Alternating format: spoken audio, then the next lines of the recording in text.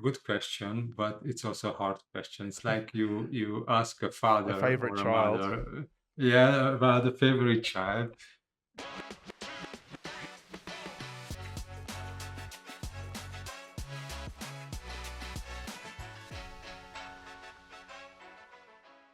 Welcome to the Graphisoft Talk podcast. I'm your host, Nathan Hildebrand, and today I'm speaking with Peter Mahachi and Tibor Kish.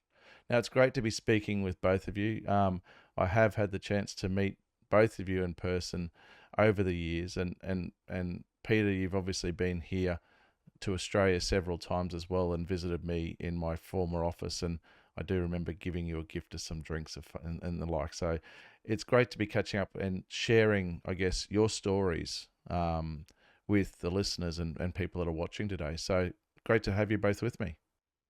Hi, Nathan. Hey, And Nathan. thank you for inviting us for this podcast. Moha, let's start with you, mate. First of all, let's can you tell the listeners a little bit about yourself in terms of your career, in terms of where did you see yourself when you were in high school? What were your goals and ambitions, and progressing through to where you are today now at Graphisoft?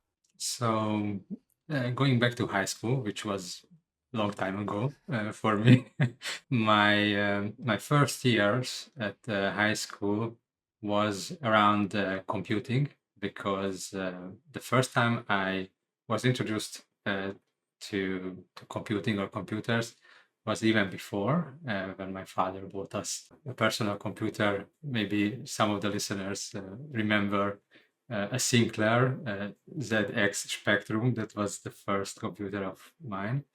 But entering to the high school, I really wanted to have an IBM-based personal computer, and since my family couldn't afford buying me a computer, but they could afford to buy some parts of it, it was my task to build up a computer from its parts, and I really enjoyed to do that. It was a very interesting learning, because at the time I could only find information from experts around, who I can ask about how these things get together.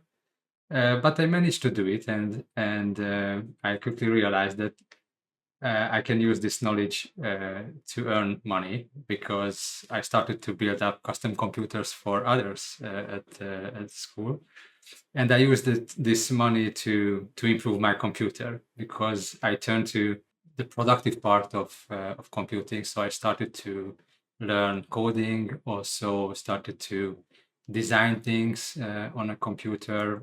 I created 3D animations for some reasons, and for that I needed a powerful computer, so I improved my computer all the time. Later on, in my high school, I used my knowledge about computers and coding for creating software for the school. At the time, the school received two CNC machines, so this kind of computer-aided numeric controlled milling machines, and I recognize that I can ease the way how these machines are programmed, because the only way to program those machines was entering codes in their user interface, or on the user interface. And with my friend at high school, we understood that maybe we can create a graphical editor where teachers and students can design their own setups. Usually they use these machines to create nameplates, custom nameplates. So we programmed a new tool for the school, which in which people could design their own nameplates, and the software created the code for the machines, and it could be transferred to via a serial port to this computer. So these kind of things I've been into at high school. And actually, after finishing high school, we decided with this a friend of mine to start our own business. It was also about information technology. We started to work in our own startup. But later on, I understand that I need more knowledge. I mean, the product what we wanted to introduce at that time, I think was a good idea, but I lack all of the knowledge that I thought would be necessary to make this product really successful. So I continue my studies, and I learned industrial management and information systems. And after that, I basically arrived at Graphisoft and joined Graphisoft in 2002, like it was yesterday. And at that time, I had no career ideas in my head.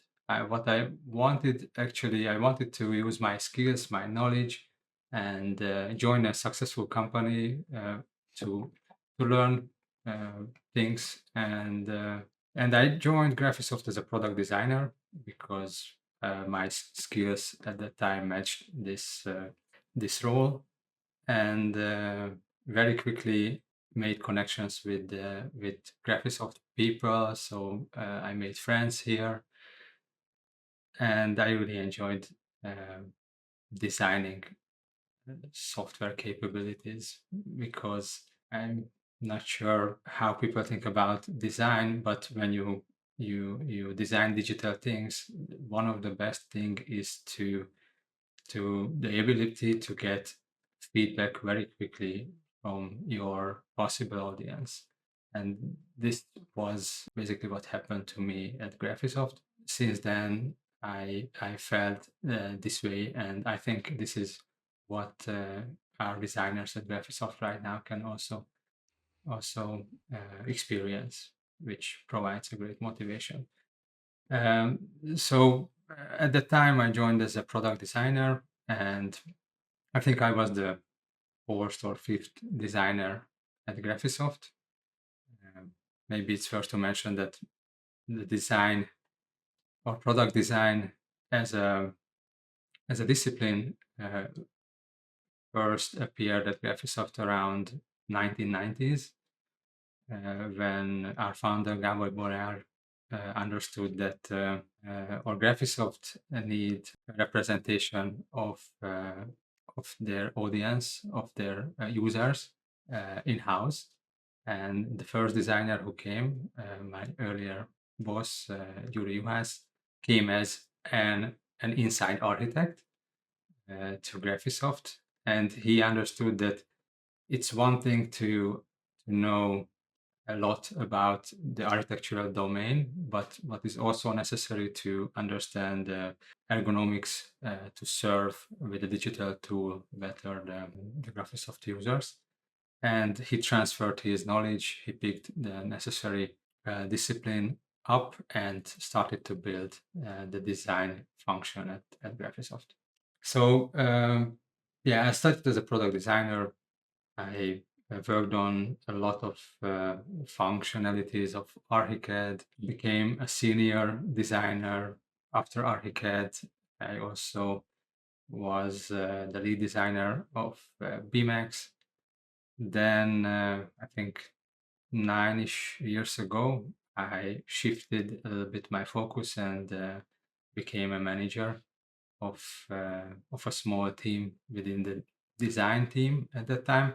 Actually, at the time, the design team was a mixture of product management and product design. So we worked as one team with these two focuses.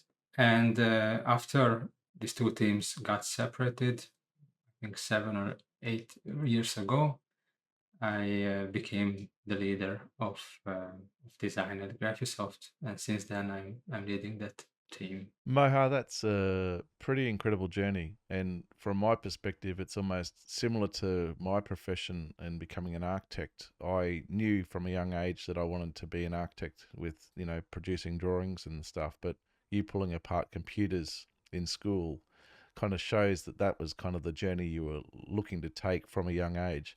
Now, obviously, this is coming on to 22 years with Graphisoft. So we could have an ongoing conversation for hours about all the steps that you've taken. Now, Tibi, you've been part of Graphisoft now near on 10 years, I think it is, or a little bit more. I can't remember the exact numbers, but what was your journey like from through school before you came to Graphisoft? What was your journey like? Okay, actually, so I joined Graphisoft exactly the time when Moha became our boss here. So I was still hired by the previous boss, and then just when I arrived, Moha became the design team lead. So it was more or less 9 years ago, I think. Yeah, 8, 9 years ago. And my journey, well, relating to Moha, I also had a early experience with IT. So already, yes, so I had an early experience with IT as well.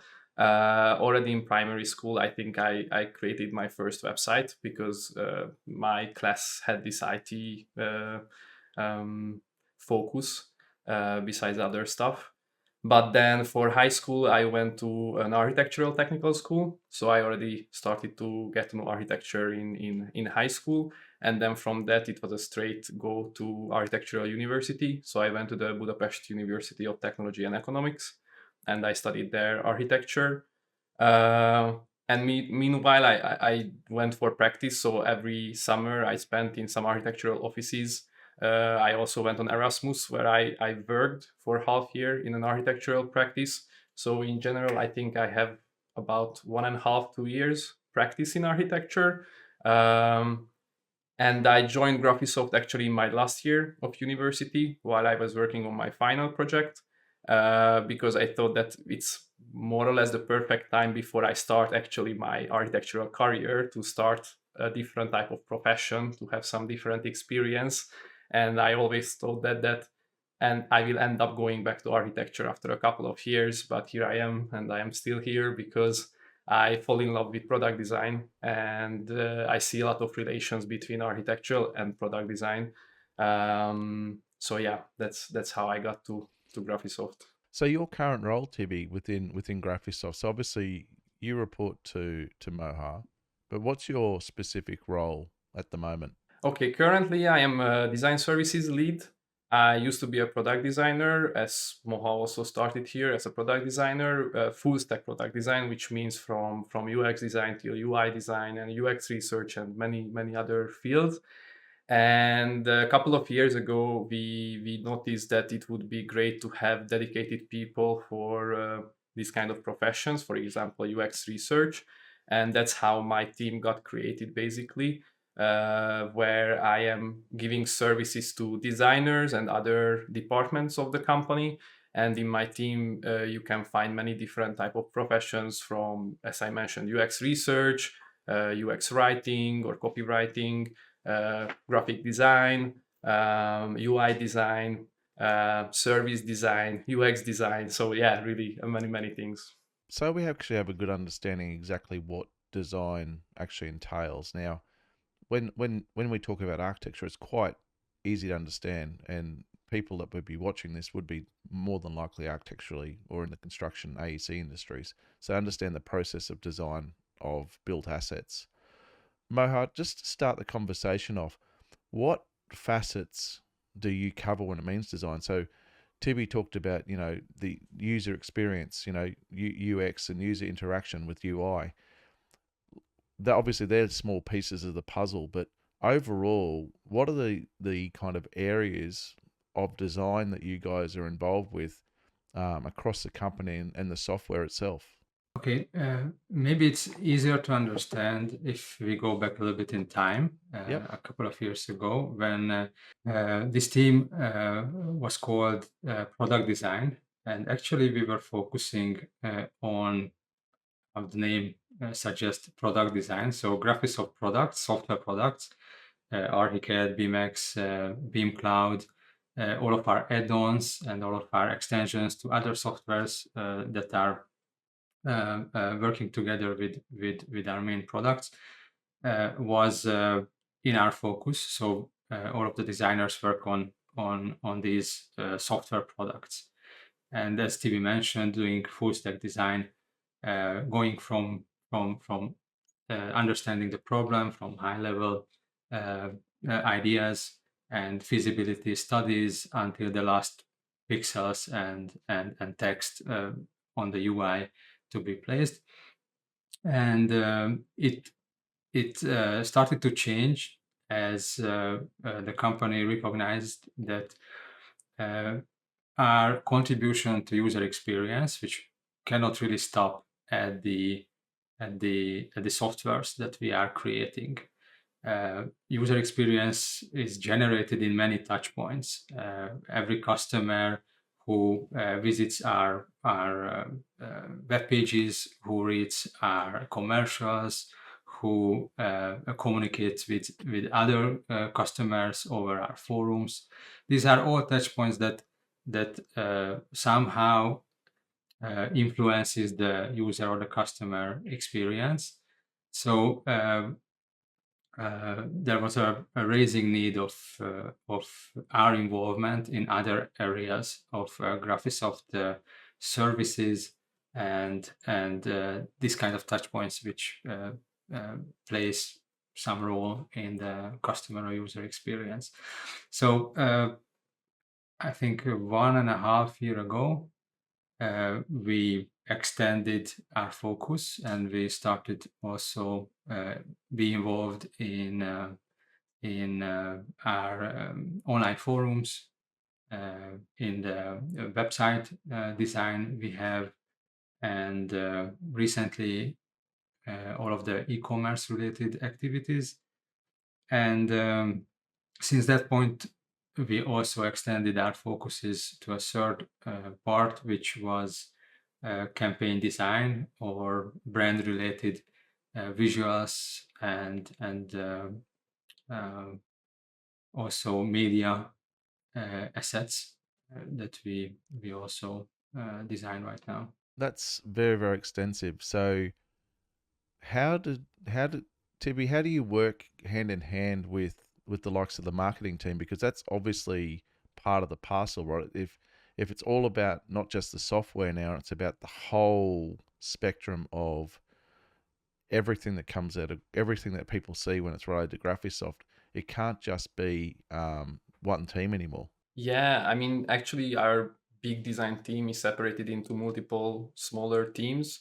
And my team is mostly focusing on the journeys, the design service, the UX design, and like more about the website related things and the different services we are providing. So not really the branding and the campaigns. So there is a dedicated team for the branding in the campaigns. And how we are working together with marketing team, well, for example, there is an event registration, then we check how that flow goes from the point where people like our users or customers meets the advertisement on the online platforms till the point that they arrive to the event and they leave the event in the end, or they can find the video back. So we are trying to optimize this kind of journeys, check the points which might be stressful or which might be where we are losing some users. We are trying to improve those points. So that's my team's responsibility, basically, to work on these. Now, Moha, going back to the software, now I think this is probably a tough question to answer, but for a software that is, 42, I think it is this year, it might be 42 years old. I kind of get it wrong, 1 or 2 years wrong.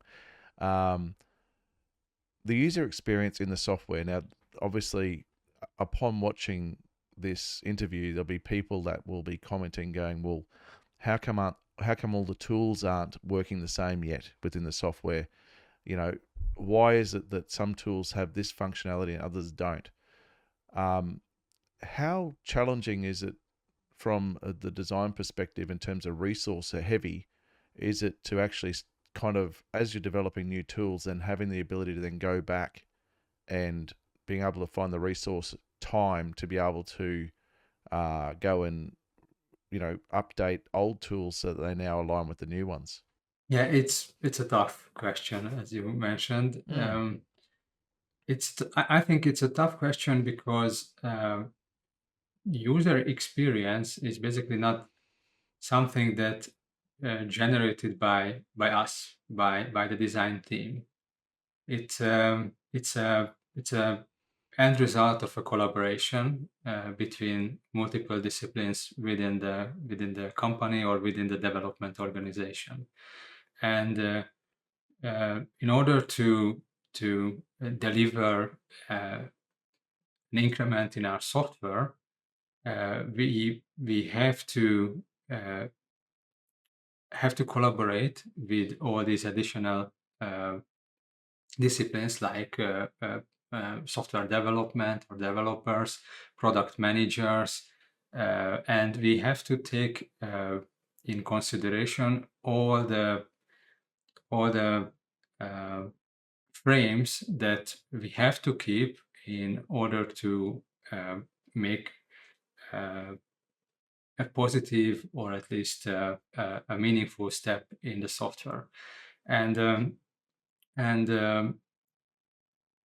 product management brings the business requirements to the picture, and these business requirements sometimes focuses on solving an issue with an urgency, and many times there is a price tag for every development, and we have to also look and keep this price tag while we want to solve an issue. So it can happen that from user or usability point of view, and this is how we look mostly on things, consistency is the most, or one of the most important attribute. But once there's no possible resources to go back and change things that we did in earlier iterations, you have to take the decision whether something will solve an existing issue in a little bit different way, or it will follow the existing patterns, but maybe it won't really match the conceptual model of the users, or you won't do it at this improvement at all. And this is a tough decision to take all the time. And I think this is one of the main challenges of the designer, to balance between all these boundaries, sometimes obstacles, and I'm not sure whether it answered your question, but No, this is the framework what we are living in. No, it has. Now, but then going back and remembering a presentation from Building Together, it was a Building Together event, I think 2 years ago, where there was a presentation talking about the new strategy for how the software is being built. So the refactoring of some of the old code that's been going on and being resourced for the last couple of years. Is that going to make your role as a designer a lot easier when the features become more of a plug into Archicad, and some of the older stuff will be able to be kind of updated easier because of that refactoring? Is that going to make your role easier as a designer in terms of working with the software to get that better consistency? Yes and no. So maybe the yes part is not what you maybe think at the very beginning. So the technology, what will allow us is to iterate more on new functionalities, extending the time what we have between we start developing something and between we deliver it. So we will be able to do refinements or adjustment, I think, more efficiently using this technology. And the no part, maybe you would like to answer, Tibi, because I saw you nodded. It's basically comes from the status of the existing design or the existing functionality or way of working of things, that even if they are will be repackaged into smaller pieces, or will be part of the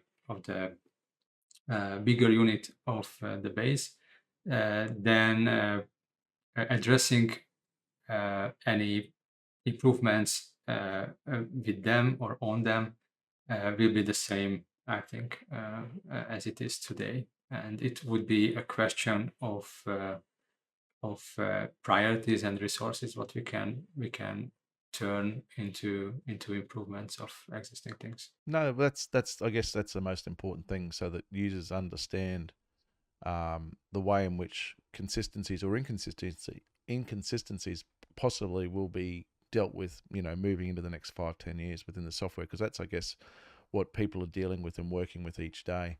Now, before we delve into, say, too deep into the nuts and bolts, what would I think would be really interesting is to understand the role in which you play, because obviously there's a lot of interest in the software itself and how the software works.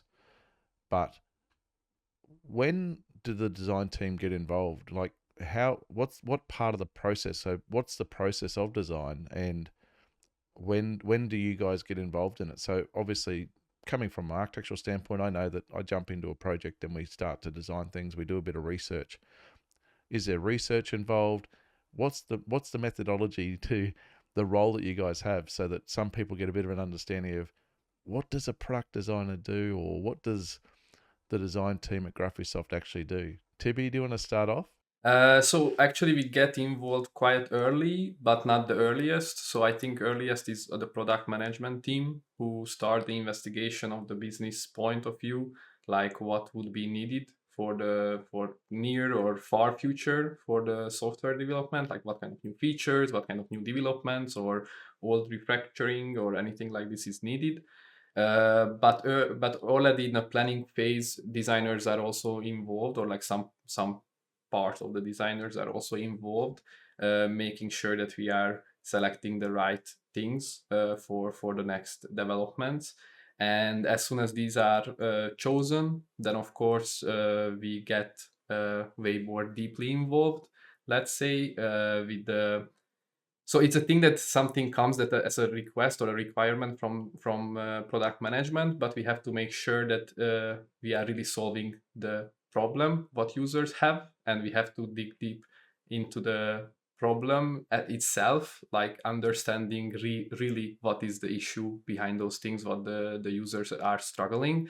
And I think that's one of the biggest part we have to do anytime we start designing something new to our products, because misunderstanding the problem can lead to a bad design in the end. So that's where designers start getting involved.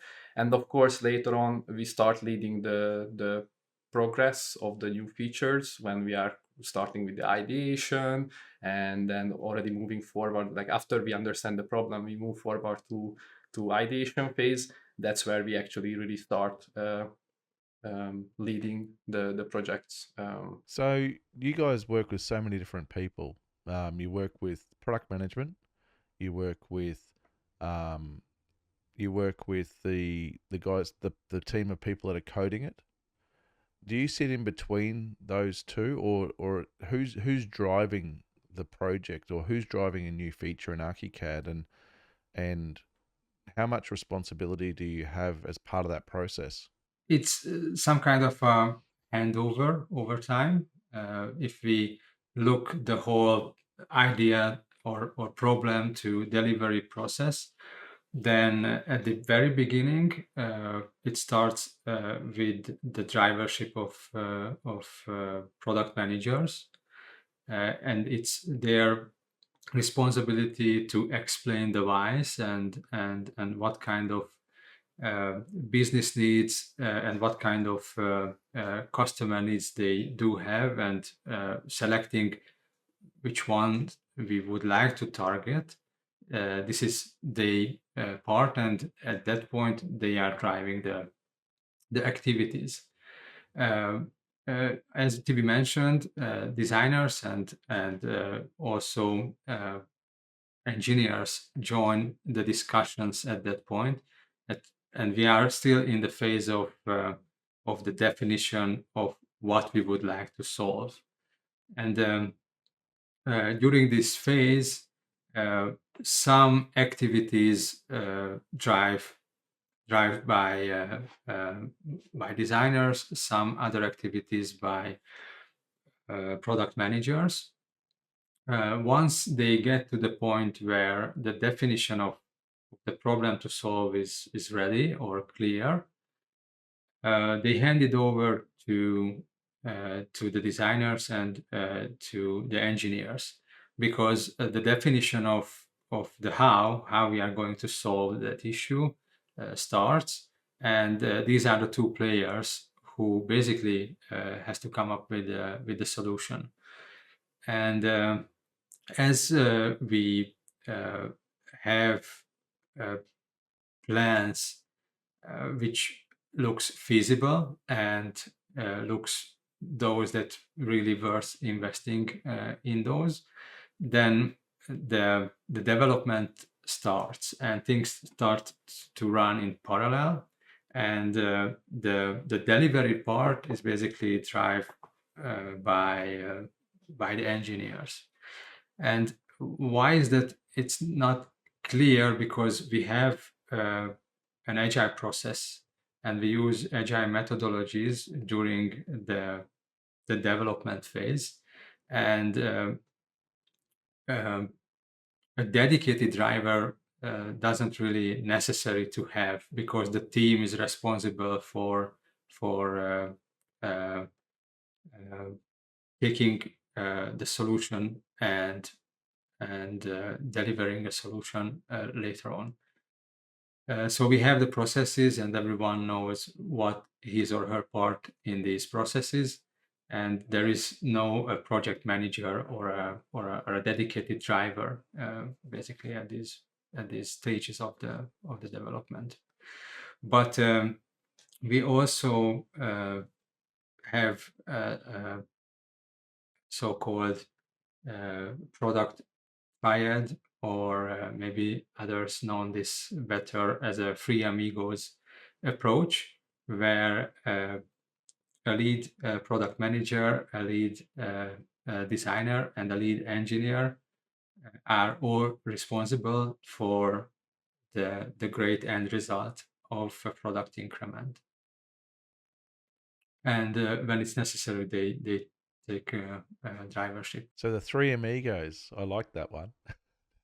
It's almost as if he kind of reminds me of a movie from many, many years ago. But taking a step into the daily life at Graphisoft and your role, Moha, what are the main tasks that you perform in your daily role as lead of design? Yeah, its main task, maybe it's hard to define, but main goal I can define, and you can imagine what kind of tasks come out from that. So I think my main responsibility, or my main goal, is to improve the impact of user-centered design on our outcomes, on our Graphisoft products and services and outcomes. And for that, there are a lot of needs to be done. First of all, I can divide the responsibilities into people, and the people part, where we are talking about a good work environment for the designers, and the management of their career paths and their personal goals. There is a professional part of UX and UI design, and also the domain part, which is the discipline what we are working in. I mean, architecture or mechanical engineering, or all these kind of disciplines where we provide solutions for the customers. So Tibi, same question to you. What are the main tasks that take up your day in terms of what are the things that you do on a kind of a daily or a weekly basis that kind of make up your role? Okay, well, it's not too far from Moha's, I guess. Just maybe in the ratio wise, like I do maybe more people and design related or design management related tasks, maybe. Uh, or the people's well-being and professional career and things like this within my team, of course. I also do work on some strategical parts, but maybe that not that amount as Moha does. So Moha is way more involved in strategic decisions and things like this. Um, so yeah, well, uh, But I think it's true for both of us. We also mentor colleagues. We also help with all the knowledge what we gathered in the past, and also we work with our um, neighbor functions together, focusing on business goals and business priorities. yeah, and maybe that's one thing. Yeah, to make we make sure that our team is focused on the same goals as the company. What the company set earlier, because in general we are receiving a lot of projects and tasks, and sometimes we have to decide what we spend more time on or less time on, and yeah, we have to make sure that our team is working on the same focus as the company is. Yeah, and it also changes over time. So, for example, we are in the development are in our design system, and for example, Tibi takes in that a leading role, and he also have daily tasks with this knowledge base what we are building. So you've just spoken about, both of you have spoken about, obviously the goals and aspirations of that your role is currently. Moha, being at Graphisoft now for over 2 decades, um, there'd have to be some feature that you've worked on that you are completely in love with. What feature that you've been part of and your team's been part of in delivering? What would be that? What would be the one that you'd say you love the most? Good question, but it's also a hard question. It's like you ask a A favorite father or a child. mother, yeah, about a favorite child, and also everyone. I think it's a human behavior that we have some kind of biases towards things that we designed or we have been involved in their uh, developments, uh, and and an additional thing, it's also hard because uh, if I try to pick one, I also realize that it's uh, it's different on it, so the context also matters because sometimes I use Archicad for break up PDF files, for example. And that moment, I really enjoy that this capability that I can break PDF files. Um, but okay, let's be a little bit serious now. So I think the best thing in Archicad is this magic part when you draw 2D lines or snakes like lines and walls, and they immediately become 3D.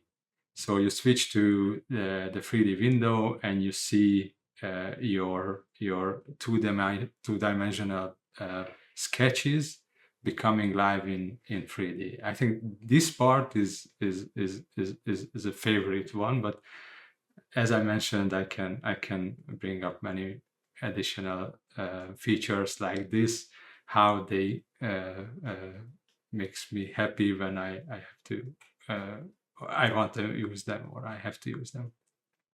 I think I've never in my whole life referred to any of the buildings I've designed as my children. Now, Tivi, please tell me that you could break apart the features you've worked on better than you could break apart children. And please tell me you have at least one favorite thing that you've worked on. Oof, that's I think it's a difficult question. First of all, as far as I remember, actually most of the project I was involved, it was never fully mine from beginning till the end. So either someone already started to work on it and then I had to finish, or I was working on it and then someone had to finish. So it was never my child in the end. It was our child, let's say that way. Um, but I think before I moved to the managerial position, one of the last features was the navigator search and just the overall cleanup a bit of the navigator itself. So we did some facelift there and the search feature. And of course, we had tons of great ideas what we wanted to implement. But as we mentioned earlier, development can be really complex, and many times we have to cut off some great ideas what we have because it just doesn't fit into the time frame and to the budget what we have for a feature. So yeah, I would love to see actually one day the navigator improving further on with all those ideas what we collected back then. I'm very excited to hear that you got excited by one of the features. We couldn't get Moha to get excited about one. He likes too many of them. So, we should have at least gotten one ahead of you, mate. It would have been nice.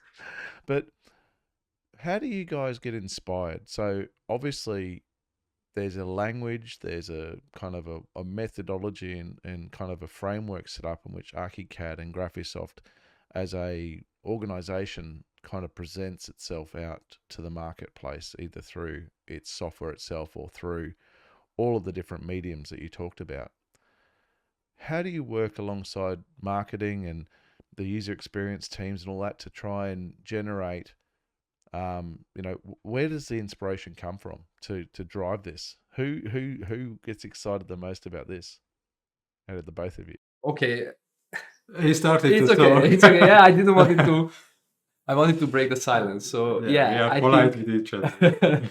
I think that I mean we are designers as architects are also designers. I think in the whole globe there are a lot of designers, so this is not new for anybody. As an architect, you also need to get inspired. As any type of design or art, you need to get inspired from somewhere, and I think there are many ways to do that. For example, there are a lot of medium like platforms like either websites, YouTube, and so on, where there are a lot of great things collected, where you can learn new things or keep updated about new technologies, new design trends, and so on. So that's one way of doing. Of course, we have an in-house innovation day called Grid, which is also, I think, really motivational about keeping people inspired and continuously trying to invent new things.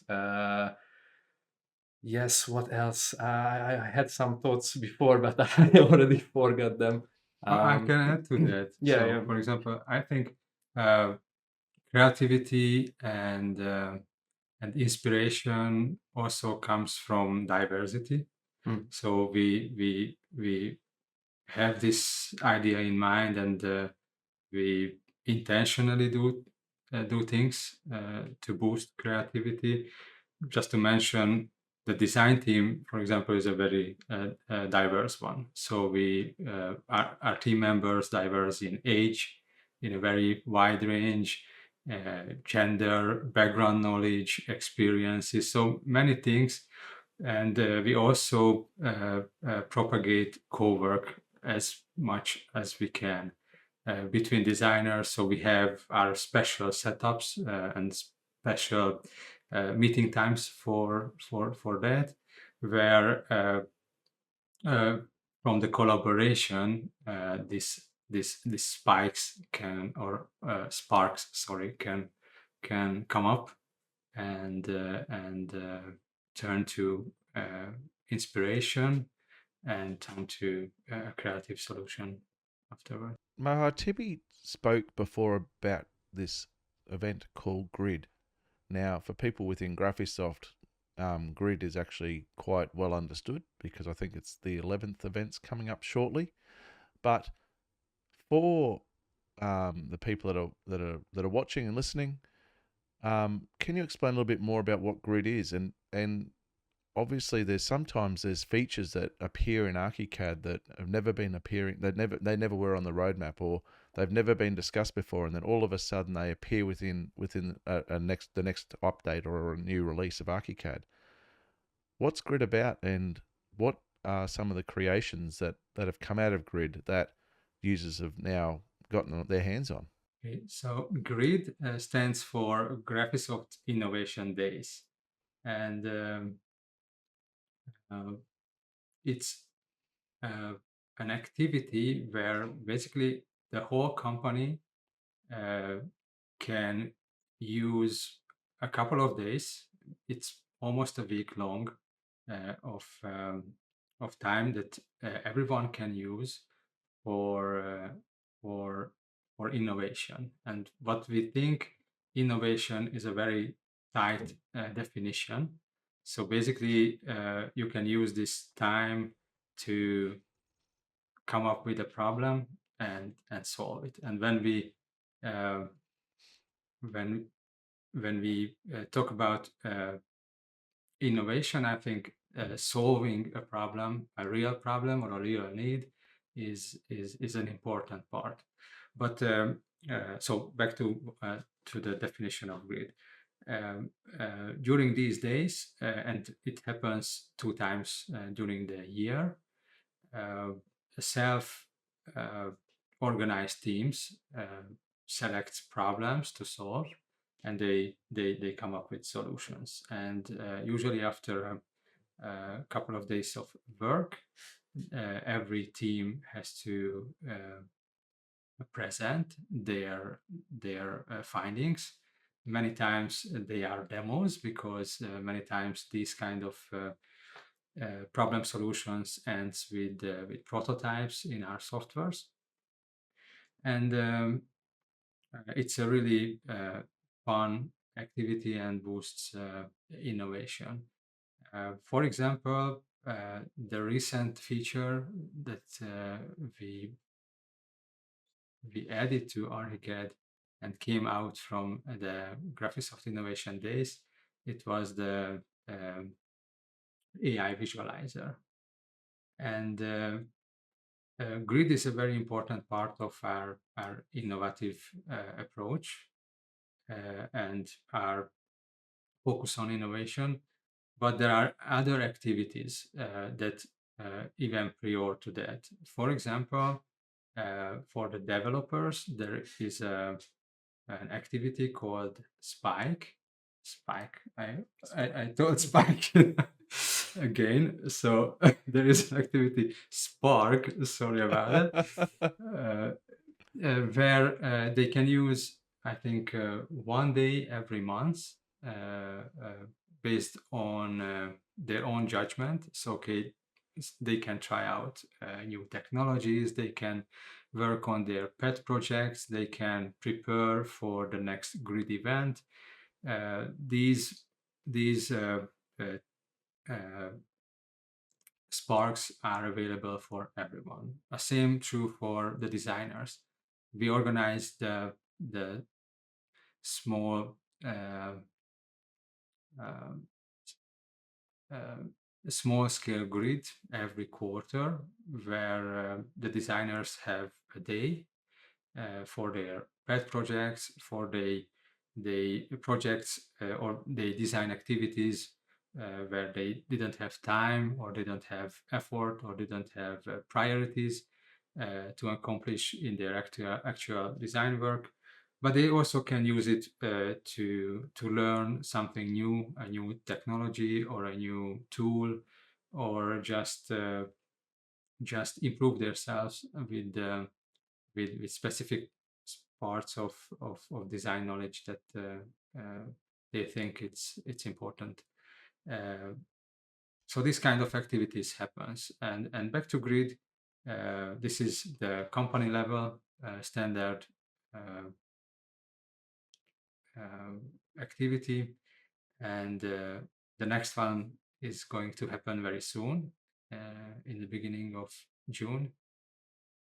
And I also have a personal relation with that, because I was involved at the at the beginning, at the creation of this event. I think also the name Grid came out from the design team when we were thinking about how to name this kind of activity, and I was involved in the very first steps.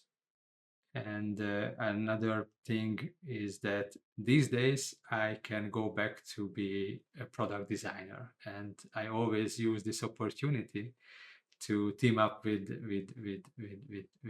teams, with developers, with designers, and and I think it was only one occasion which I needed to skip because I was on a business trip, but all the other occasions I also took part of Grid as a team member. Grid's obviously part of the innovation kind of drivers that Graphisoft are using to find new ideas.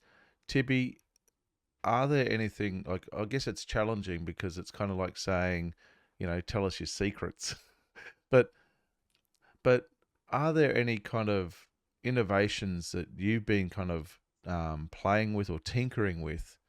Obviously, it's not just design, and there's several kind of people that are involved in coming up with ideas. But the challenge you face in software development is that you typically have to be a few years ahead with your ideas because of the time that it takes to actually develop and actually finalize a feature before it goes to market. What are some of the ideas that you've been exploring over the last few years and where do you see BIM authoring softwares like Archicad needing to be in the future and from a design perspective? Okay, I think it's a complex question. So first of all, I just wanted to start that. Yeah. So first of all, I wanted to start with that. Yeah, I also really love to participate in Grid because it's really a good opportunity to get out from this everyday work spin what we have, and then just have a week on focusing on something what you are really passionate about, or like something new and different. So I also participate in that. And as you asked about how what we think about innovation and how we bring it into our everyday life as well.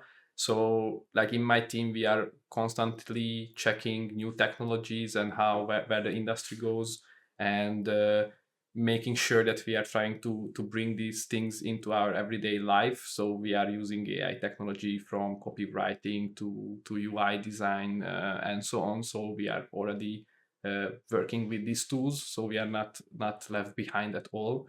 And thinking about the future, of course, we are also constantly trying to brainstorm about how we could improve our efficiency and how we could improve our everyday life to make sure that we can deliver more and better designs in the end. And that's related to the tool itself. Oof, I think that's really complex because I do see that on the market there are newer tools developing. They are lacking a lot of things, but at the same time they are innovating a lot of new things, which is really cool. Of course, bringing it to our mature product, it's not that easy as it seems. But we are constantly working on this, and that's why I think grid is also super important, because that's a possibility to bring really fresh and new ideas how our software can be can step into the game and be still part of these new and modern tools. Um, yeah, I mean, as you asked, I don't have any specific uh, thoughts right now, like where I see our software, let's say in 5 years. But I'm sure a lot will change because I feel like technology is evolving so fast that we will be surprised where we will be in a couple of years. Yeah. Well, the key thing with a lot of these emerging technologies is that they're very niche in their use case, right? They're not a broad software like Archicad actually is. So then the reason why they're so adaptive is because they're just fitting a particular use case. In my other podcast, I interviewed Clifton Harness from TestFit, and his whole business is around just site feasibilities, and there's nothing else the product does. It just does that one thing. Hence why it can just iterate so quickly just to what it is. Whereas a broader software that has to deal with the needs of a global market and how and all the differing needs of all of the different users from across the world. It's not something that you can kind of just answer those questions overnight. And a mature software, as we said, there's obviously the integration with the existing processes as well.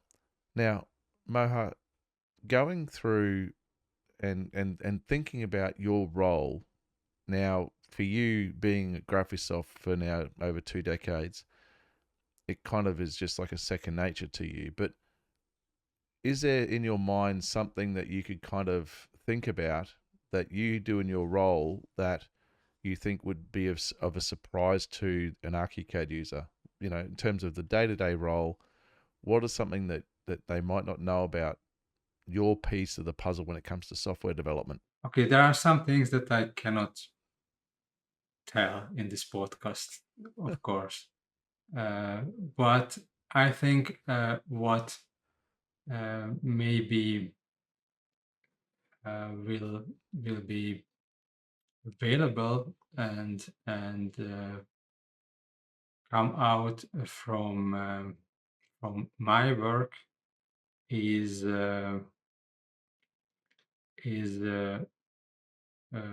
more personalized experiences using our tools and services. Because recently this is the area which I'm more involved in. So Tibi, you said that your role is kind of spreading more across the whole of the business when it comes to the design side of things, just not just related to the software. So from your perspective as well, would there be something about product design, and we're talking about broader than product design, but almost kind of design across all of Graphisoft? In your role, what would be one thing that would be, I guess, a surprise to potentially to people that are watching today and that are Archicad users about your role? Maybe that like how many different people we are working with, like how many different stakeholders from really broad perspective, like we are working either with HR as well, or sales, or marketing, or software development. uh, like really it's a really broad, like I think there is no corner of the company or no department of the company who we are not working with together on something. It can be from a small project to a huge project, really different type of things. Now, when you're in a big organization, that obviously means when you've got so many different stakeholders, things don't solve themselves overnight because you've got so many people, so many masters, I guess you could say. Is that sometimes the case? Yeah, definitely. Like sometimes it's really hard to keep up, and mostly in the beginning when like I became the manager of this team, I also started to meet more and more people inside of the company. I mean, come on, we are couple of hundred people. So of course there were a lot of new faces who I had to meet with and talk with, and sometimes it's hard to get track of everything, because after some time, of course, they already learned my name, and then they were reaching out from different places as well, which I never talked to before. So yeah, it can be sometimes overwhelming when a lot of information comes in at the same time. It's always a lot of fun though dealing with complex projects, and I'm grateful that I haven't had the complexity of having to have hundreds of stakeholders before. I'll take a dozen.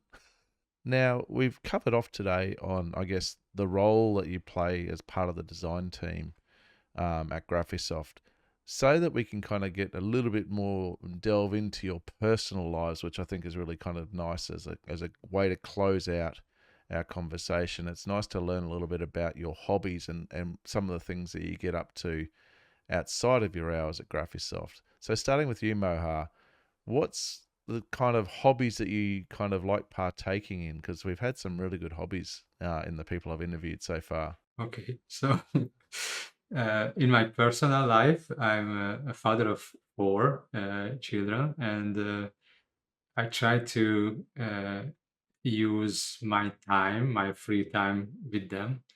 I think I'm not good at separating work from the personal life very well. But I when I do the switch, I try to be with them to have activities together. So one of the hobbies I recently started to do is traveling in a one-on-one case with each time with one of my children. And in the recent 2 years, we did, I think, 6 or 7 this kind of travels. Always these travels are low budget ones, and the main point is to be together, only two of us, on the travel or on the way. And this is one which I really love to do. And maybe other thing is some kind of physical activities. Like I really enjoy riding my bike, and I commute to Graphisoft using my bike. And recently, I also developed a